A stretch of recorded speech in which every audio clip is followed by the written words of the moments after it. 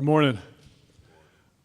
Before I start talking about the young man next to me, I want to thank Jalen Hood-Schifino, Max Christie, and Anthony Davis for their incredible service here. There's no player that played as big a role to our 17th championship than Anthony Davis, who's also a person of incredibly high character. So those three guys are Lakers for life, and just want to thank them before we start.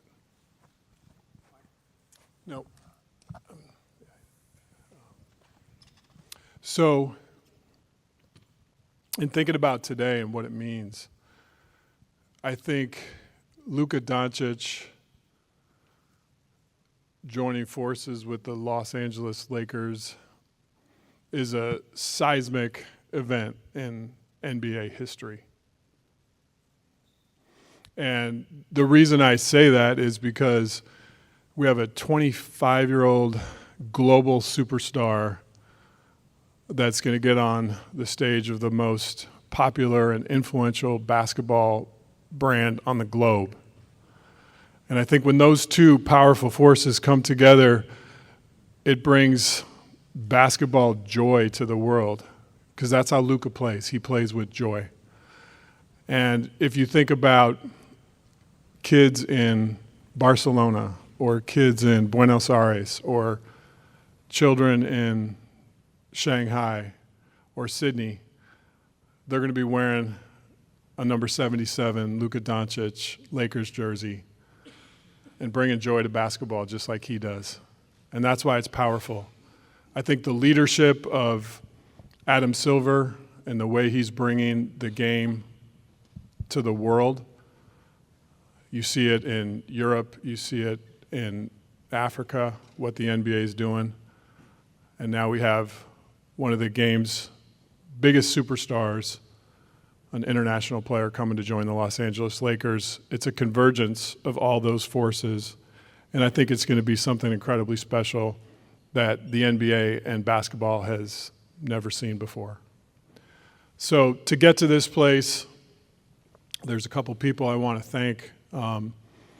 First and foremost is Jeannie Buss. She's so supportive.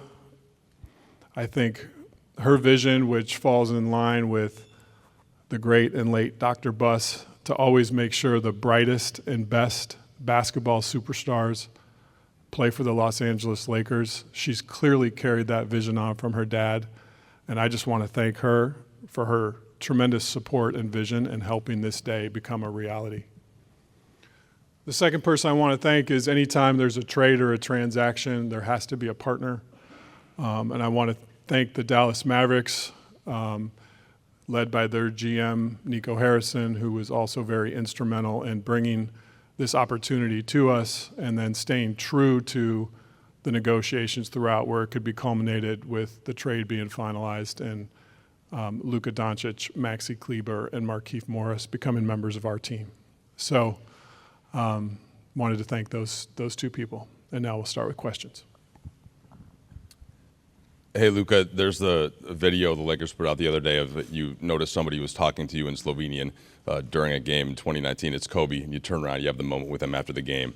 And just think, how do you go from that to then now joining the Lakers with LeBron James and just thinking of the legacies of those two players and you having the chance to be the next one? Well, first of all, I remember the exact moment that happened. It will always stay, in my mind. It was an amazing moment. Just for Kobe to know my name was amazing for me. And, I just wish Kobe and Gigi were here to see this moment. And, I'm excited about this new journey and happy to be here.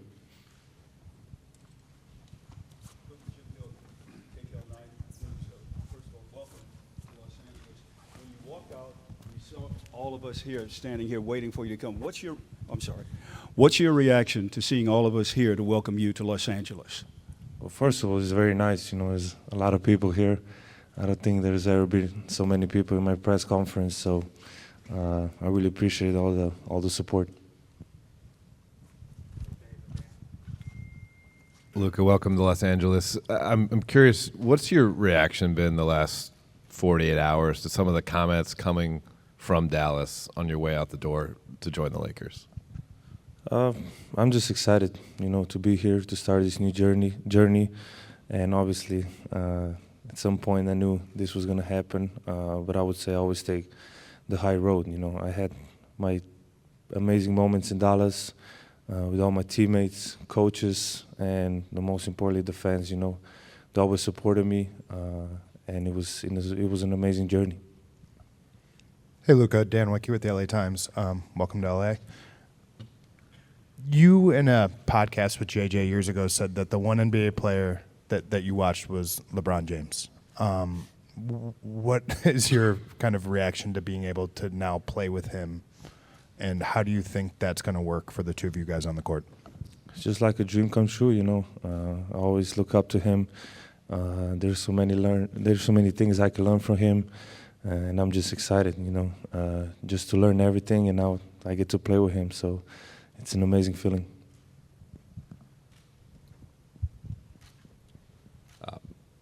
Zdravo, Luka. Jovan Buha with The Athletic. Just kind of following up on that, how do you see you and LeBron specifically, just the two-man game between you? You both can screen for each other, hit guys out of the short roll, create playmaking opportunities. Just how you guys both see the game. Very few can see it that way. Like, how do you see that fit from a passing, playmaking, and just two-man game perspective? Yeah, I think we both make our teammates better. I think our IQ is very high, so I think that's going to help everybody. But obviously, I really haven't think about basketball much these days. But I'm just excited to work with him. I work every day here, so every day that goes by is going to be better. Luka, Kobe Price, SoCal News Group. Welcome to LA. Got one for both you guys. First for you, Luka. I think you even wrote in a social media post that you thought that Dallas is going to be a place that you're looking forward to win championships, staying for your career. Emotionally, what have the past 48 to 60 hours been for you in coming to LA? Well, it was hard first. That first day was really hard. I felt like this last 48 hours was 1 month. Like 2 days ago was 1 month ago. So emotionally it was really hard. But every day like today was much better. I'm just very happy to be here for this opportunity. It's the Lakers. It's one of the best clubs in history. So I'm excited to be here. And for Rob, Nico was speaking with reporters, I believe on Sunday after the trade. He praised you specifically for, keeping the negotiations between you two up until, I imagine, the final moments. At what point did you, introduce this trade idea to Jeannie, and what was her initial reaction when you told her about it? Yeah, so this all started with the coffee in Dallas where Nico approached us with the concept, and because there was a partnership and a history of travel in the world between Nico and myself working around Kobe Bryant, there was a fabric of trust in the discussions. And these type of deals are incredibly intricate and complicated. And along the way, we knew there would be 248 insurmountable snags to get to the end, and there were. And so over the course of 3 weeks, call it, an issue would come up, and we'd think there was no way to climb the mountain, and we'd figure out a way. Then the next issue would come up, and you just keep going, and you stay committed to the work. You stay committed to trying to get the deal done in a partnership sense. I think a lot of people talk about negotiations in terms of who won and who lost. I try to approach a negotiation in the sense of how do we build a partnership where we can get to the end? And I think that was the lens that we worked and the premise we worked under. And when the concept was initially introduced to us, it was, hey, the only way we can even have these discussions was if it's between owner and GMs. And there was a commitment to that. And if we broke that commitment by talking to anyone else, this day would never happen. So I think trust was at the center of all those discussions. And I called Jeannie after the coffee in Dallas and brought her in immediately, as I do with everything. Her and I have a really strong working relationship, and the fabric of that is that we share things in real time. And she was extraordinarily excited and hopeful that we could get to the end, which we were able to do. Hey, Luka and Rob, Melissa Rowland, Fox Sports. Over here. I have a question for both of you guys. Obviously, from the league's biggest superstars to fans, people were shocked that the Mavericks were willing to deal a 25-year-old superstar in his prime who has another 10 years at least ahead of him. What was both of your guys's, I guess, Rob, what was your level of shock that this was even on the table? And Luka, what was your level of shock that the Mavs were willing to deal you? I try to take everything in stride. I think, it's interesting if all of us watch Luka play. He has a combination of basketball joy and killer instinct, which is really rare. That was number 8, number 24. And I think learning lessons from that mentality are to stay in the moment. And so I don't think of it in terms of shock, surprise. I think of it in, okay, this is coming at me. It's like a game. Maybe a blitz is coming at Luka. He's not going to be shocked. He's going to stay in the moment, figure out the read, and make the play. And so when the opportunity came to me, that was sort of my mindset, is to, okay, this is coming. This is a concept that came to me. Now, how do I process this mentally to get the deal completed? And right away, when it was brought up at the coffee, my mind started churning. There were so many complicated things. We have the Mavericks are hard capped at the first apron. The Lakers are up against the second apron. There's trade kickers. There's going to be a third team that's going to have. So my gears were turning about the deal the same way his basketball mind is processing a play. And so I just tried to live in the moment, and I tried to carry that with me for 3 or 4 weeks as this was unfolding. And by staying in the moment, I think it helped us get to the end. Everybody was surprised, so you can imagine how surprised I was. I was almost asleep, so when I got a call, I had to check it was April 1st. I didn't really believe it at first, and it was a bit shock. It was hard moments for me. It was home, so it was really hard moments for me, especially the first day. But as I said, I get to play in the greatest club in the world, and I'm excited for this new journey. Luka, over here on your left, Malika Andrews with ESPN. It's good to see you. Welcome to LA. You've been a fan of LeBron. You've talked about it for a long time, but he's also been a fan of you. He's tried to work with you at various different times in the past, whether it be shoe deals or other things. I'm curious, what message did he reach out to you with? Was it a text? Was it a call? What was that? And how did that fuel the way that you think about coming to LA as well? Yeah, he called me right away. He was in New York, so he called me right away. And we didn't talk much because, he said, I understand what you're feeling. But that was really nice of him just to call me right away and welcome me to LA. Hey, Luka. We've heard from so many other players across the league, Anthony Edwards, Steph Curry, Giannis, talking about their shock at this and also what it means for how teams feel about players and how no one's really safe, quote unquote, to use Steph's words. What have players said to you, and what has it meant to you to have them speak out the way they have? I saw some comments. I wasn't really trying to be on social media these days, but I saw some comments, and it really means a lot. We are rivals, and they speak about me that nicely, so it really means a lot to me, and sure. Oh, directly, I haven't talked to a lot of people, really. Hey, Luka, Nikki Kay with Spectrum News right here. So emotionally, you go from thinking you're going to spend your career with one fan base, and now you arrive in a new city. First of all, impressions of Los Angeles and its fans from afar, and what does this opportunity to have another love story with LA goes? Yeah, I would say, like you said, I thought I was going to spend my whole career there. Because I think loyalty is a big word for me, and I was trying to stay by that. But this for me is a fresh start. I get to play in LA. The fans are amazing, and I got the ocean here, so it's a really big thing for me. But really, I'm really excited to be here. getting to play for the Lakers. Now everybody can say that, and many legends passed here, many championships. So that's my goal. Luka, Brad Townsend, Dallas Morning News. So you wrote a Dear Dallas letter to fans. It was, very heartfelt, and you talked a little bit about, your shock. How are your feelings toward the upper levels of the organization, Nico in particular, or the decision to trade you? Well, that's their decision, so I have no comment on that. They made the decision. I don't know why. But that's their decision, so I can't do nothing about it. And then one of the reasons that was given was that there was concern that, beyond this summer, or that there's a chance you might not agree to the Supermax extension.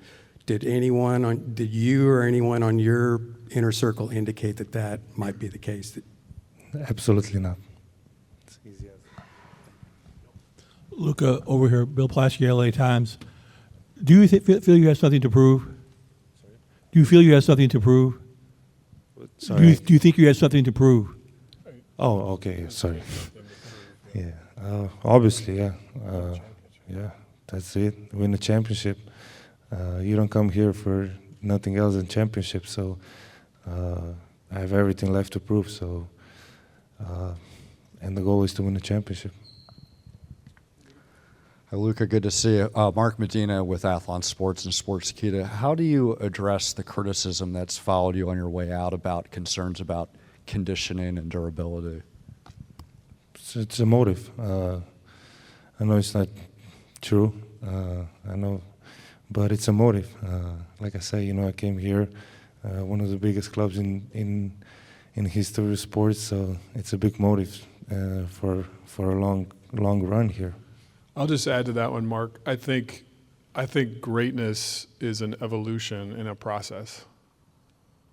And I think if you're striving for perfection, as we are as an organization or as a player is, you're going to have challenges to make yourself better until you don't play anymore. And so I think that's just something to keep in mind. I would assume the question will be forthcoming, when is Luka going to play? I'd rather just take that one head on. Our sports performance department is led by Dr. Leroy Sims. Luka's got trusted sports performance folks that are going to become part of our family in Dr. Sims' circle. And they're working together as we speak about a return to play plan. We have 5-on-5 scheduled tomorrow for Luka, and we're going to take it one day at a time just to make sure that the calf injury is in a good and safe place. So I would truly say at this point he's day to day. We're going to take it one step at a time, but if all those days go well and Luka feels good and confident, he'll be in a game soon, but we're going to partner with him. And I should mention, too, his amazing team who's now part of our family, led by Laura Beth and Bill Duffy and the rest of the folks that are here today. When we make decisions around superstar players, and we partner and collaborate with them, and that'll be our process with Laura Beth and Duff, who are incredible at what they do. Jared Greenberg with TNT. Rob, you stole my question there. I was going to ask Luka. I guess more about that, just hear from you what this process has been like. You've gone through it now 4 times with this calf. So what have you done to get back on the court? How are you feeling? And how confident are you in that this won't be a reoccurring injury? Well, for the first time, I took my time. Get it to heal 100%. Other times I think I just wanted to go back on court playing basketball and not really be healthy 100%. So this time I just took my time, which was normal amount of time to get back to 100%. Luka, David Pingalore, KTLA. Over the last couple of days, I talked about your conditioning, but maybe your lack of defense. What is your commitment to being a better defender? Yeah, I think this year I really stepped it up honestly, and it's just being more active, more vocal, and I think I did a step ahead this year. But but I need to do more steps ahead. So that's what I'm planning on. Hey, Rob, just obviously make a blockbuster move like this. What is your balance of thinking long-term with 25-year-old and then also just the short-term, knowing that the deadline's coming up on Thursday, just balancing the long-term vision with the short-term? We know that our roster has continued work to do to become complete. And just to be clear around the vision for our roster, we're going to build a roster that fits J.J. Redick's philosophy, his basketball philosophy. That's something that we believe in, that we support, that we want to lean into. So in terms of roster decisions, J.J. and I collaborate extensively around that and fitting how he wants to play. We know we have a need for a big. The market for bigs right now, leading into the last 2 or 3 days of the trade deadline, is very dry. There's just not a lot available. So maybe we'll be able to do some stuff around the margins. I would say in terms of a big move for that position, it's probably more realistic that that would be something that comes in the offseason. But Luka will be at the center of that as we build for the long term. We want to format a team that fits JJ's coaching style and his strengths and his needs to help us win a championship with the other people that are also on our team right now who are going to be a big part of that winning as well. But your question was about long term, so I'm speaking more to long term. Luka, I know you had about 13 games as a teammate with JJ in Dallas, and just wondered what that was like for you, the relationship that you formed, and then your thoughts about playing for him as a coach. Yeah, I mean, first of all, he couldn't move at all, so it wasn't moving. No, but it was a great relationship. I really respect him. You don't see me go on podcast. I went on his podcast twice, so you know how much respect I have for him. So I'm really excited that I can play for him. Rob, good to see you. Along the same lines with the trade deadline and all of that, the window for Luka, 25 years old, coming off a finals appearance last year. LeBron, 22nd season, 40 years old. Like, what's the urgency level to have this team in the immediate future reach championship contender status? And whether that immediate future is between now and Thursday or the offseason going into next year, just kind of what is the view in terms of the timeline to get this team to be able to contend? The urgency is ever present. From the first day I started taking this job till I sit in the chair right now, there's always an urgency to win championships. That's what the Lakers set out to do. That's the expectations of our fans, and we're going to put in the work to constantly try to do it. At the same time, you have to be realistic, and if there's not a championship big on the market right now, I can't wave a wand and create that opportunity. We'll continue to work and look for areas that we can complete and fill out the roster. But as we saw with this trade, it takes 2 teams. But we'll continue to build. Luka and I spent some time yesterday up in my office just talking about the players on our roster he's played with and kind of what he sees as sort of short-term and long-term needs. And I think we'll continue to have those basketball discussions and get this roster to a championship level. Luka, Mike mentioned J.J. Redick, your former teammate. You've got Maxey and Markieff over there. Dorian Finney-Smith is a player you've spoken very highly about in the past. Greg St. Jean was a coach you've worked with. How is that going to help as you take on this crazy life change, having all these familiar faces be here for that transition? I think that's a really good thing, to come to a new place, but still know some people. And I think that's mentally, I think that's a really good thing, and they're gonna just help me. The guys that were here, it'll help me learn new stuff about LA, about the team, and it's just helpful to see friendly faces. Edwin Garcia, Silver Screen and Roll. My question is for Pelinka. Rob, when you're talking about a championship caliber big and aligning with JJ Redick, what do you think the values in that position are required in the modern NBA? Versatility, mobility, a vertical lob threat. I think that's a key to the spacing that Luka likes to play with. Competitive. I think, those are some of the core things there. Those players are hard to find, but we'll accomplish the task that's before us. We'll find a way. Rob, over here. As far as just the future and the moves that you're going to be making, designing the roster, planning, how beneficial and important is it for you just to know you have Luka, you have maybe a decade that you can use as a roadmap in terms of just every decision you're looking to make? It's a gift. We're talking about a 25-year-old that is top 3 player in the universe. I can't think of a more amazing starting point to build a roster for the next decade. And I know he has the drive to win that we have here. Our fans are going to see that every night on the court.